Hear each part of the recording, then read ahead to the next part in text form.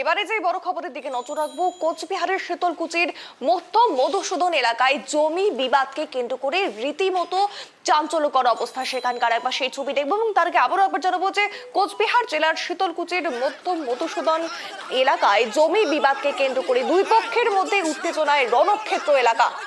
উভয় পক্ষের জখম বেশ কয়েকজন। শনিবার শীতলকুচি ব্লকের খলিশামারি অঞ্চলের অন্তর্গত মধুসূদন এলাকায় জমিতে বীজ বপনকে কেন্দ্র করে শহীদ অর্থাৎ শহীদার মিয়া পরিবার এবং কবির মিয়ার পরিবার এই দুই পক্ষের তুমুল মারধর শুরু হয়।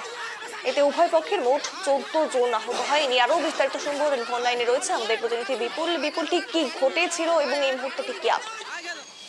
হ্যাঁ, একদমই। দেখো অভিনন্দা, তোমাকে জানিয়ে রাখবো, ফের কিন্তু জমি বিবাদে উত্তপ্ত হয়ে উঠল শীতলকুচি।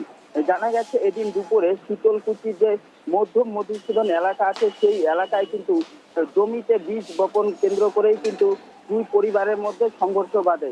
জানা যায় শহীদার মিয়া পরিবার এবং কবির মিয়ার পরিবার একে অপরের দিকে লাঠি সোটা নিয়ে কিন্তু আক্রমণ করে এবং এই ঘটনায় মোট 14 জন কিন্তু আহত হয়।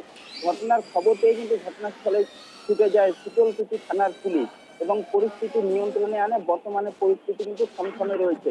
এই ঘটনার জেরে কিন্তু এখন পর্যন্ত পুলিশ 3 জনকে আটক করেছে এবং পরিস্থিতি থমথমে রয়েছে এবং পুলিশ ওই এলাকায় মোতায়েন রয়েছে বলেই জানা গেছে। অভিনন্দা, একদমই অসংখ্য ধন্যবাদ বিপুল সঙ্গে থাকার জন্য। যে ছবি আমরা দেখতে পাচ্ছি, জমি বিবাদকে কেন্দ্র করে রীতিমতো ধুমধার পরিস্থিতি কোচবিহারের শীতলকুচির এলাকায়।